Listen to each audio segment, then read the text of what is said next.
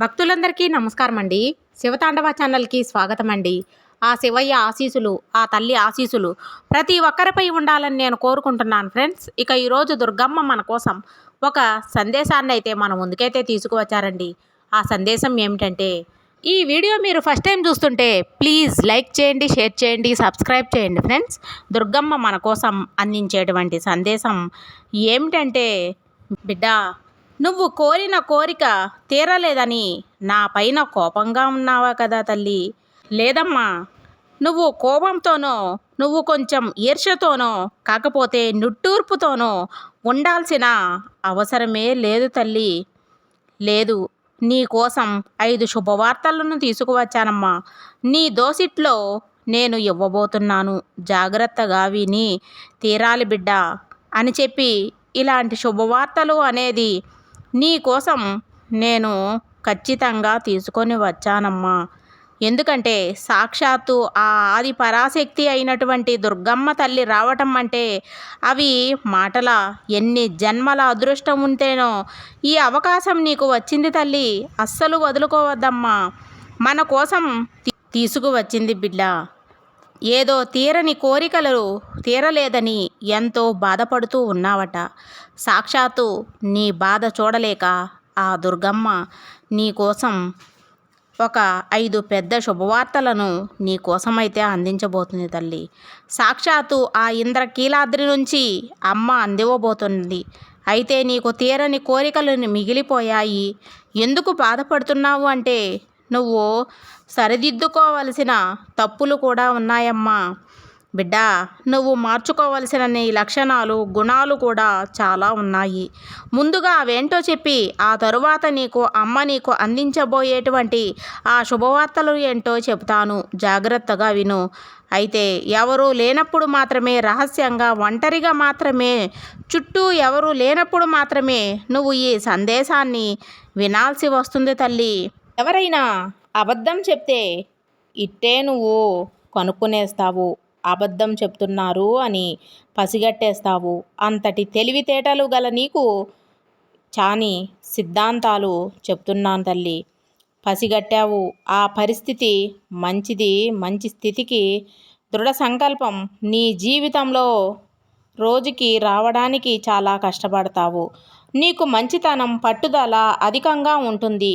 కానీ చివరికి అది నీకు రావడానికి చాలా కష్టంగా ఉంటుంది కూడా. అంటే చాలా కోపం కూడా ఎక్కువగానే ఉంటుంది తల్లి.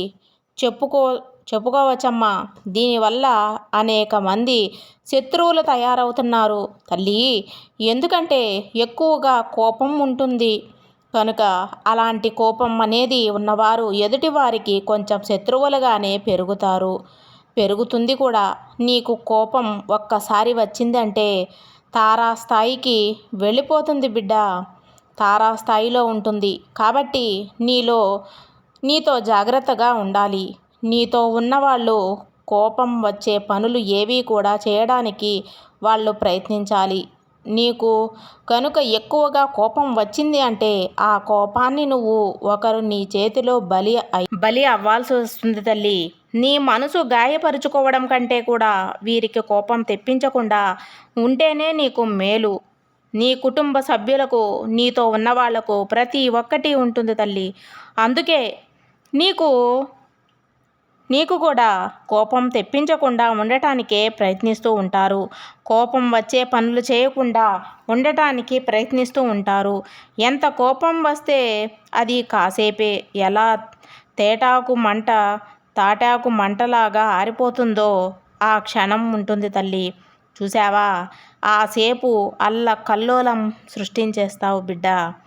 అందుకే నిన్ను బోలా శంకరుడు అని కూడా పిలుచుకోవచ్చు. ఎందుకంటే బోలా శంకరుడికి కోపం ఎలా వస్తుందో అలాగే అంతకంటే ఎక్కువగా ఏదైనా సరే నువ్వు భక్తితో కోరావు అంటే చక్కగా అడిగినవన్నీ క్షణాల్లో అందిస్తుంది ఆ దుర్గమ్మ తల్లి. అంటే బోలా శంకరుడికి కోపం వస్తే పొంగిపోతాడు. ప్రేమ అలాగే అని చెప్పొచ్చు. ఎవరైనా తప్పు చేస్తే బోళా శంకరుణ్ణి నిన్ను తప్పైపోయింది, నిన్ను కరుణించు అని శరణాగతి పొందుతారు. అనుగ్రహించేది కోరికలు తీరుస్తాడు. అలా అని చెప్పు నువ్వు. ఏంటంటే నువ్వు నా తప్పుల్ని మన్నించేస్తావు. తెలిసి తెలియక చేసిన ఇలా అయితే ఎవరైతే అడుగుతారో వెంటనే వారిని క్షమించేస్తావు తల్లి. అన్నీ కూడా మర్చిపోతావు.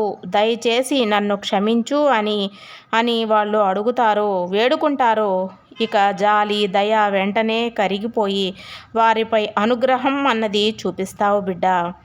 అంతేకాకుండా ఒక్కొక్కసారి నాది అనుకున్నావు అంటే అది ఖచ్చితంగా నాదే అని చెప్పి తీరాలమ్మా. నువ్వు పంతం నీకు ఎంతటి దానికి కూడా వదులుకోవడానికి సిద్ధంగా ఉండవు. ఆర్థికంగా కూడా ఎంతో నష్టపోవడం జరిగింది బిడ్డ. ఇది వరకు కాలంలో నువ్వు ఆర్థిక పరంగా అభివృద్ధి అన్నది లేక ఒకవేళ వచ్చిన అనవసరపు ఖర్చులు, వృధా ప్రయాసాలు ఇలా ఆర్థిక పరంగా ఎన్నో చని చూడాల్సి వస్తుంది. నువ్వు చాలానే చూస్తున్నావులే అని చెప్పాలి. అవన్నీ తీరగానే ఒక్కొక్కసారి కోపంతో ఊగిసలాడిపోయినట్లుగా ఎక్కువ శాతంగా ఆర్థికంగా నష్టపోయినట్లు ఎవరూ కూడా నష్టపోయింది లేదు కదా, దాని నుంచి తేరుకోలేకపోయానని కూడా బాధపడుతున్నావు తల్లి. అందుకే ఇంత కోపం కూడా వస్తుంది నీకు. కానీ ఏదైనా శుభవార్తలు అందించబోతున్నాను బిడ్డ. నేను చెప్పాను కదా అందులో మొదటి దాని గురించి. ఇప్పుడు నేను జాగ్రత్తగా చెబుతాను విను. ఇంట్లో అయితే నీ ఇంట్లో పెళ్ళి కాని వాళ్ళు ఎవరైతే ఉన్నారో అలాంటి వారికి ఇప్పుడు ఈ క్షణం అయితే పెళ్ళి సంబంధాలు కుదురుతాయి. పెళ్ళి బాజాలతో మ్రోగుతాయి తల్లి. నువ్వు మొదటి శుభవార్త అయితే ఖచ్చితంగా పెళ్ళికి సంబంధించిందే నీ జీవితంలో తల్లి ఉండబోతుంది.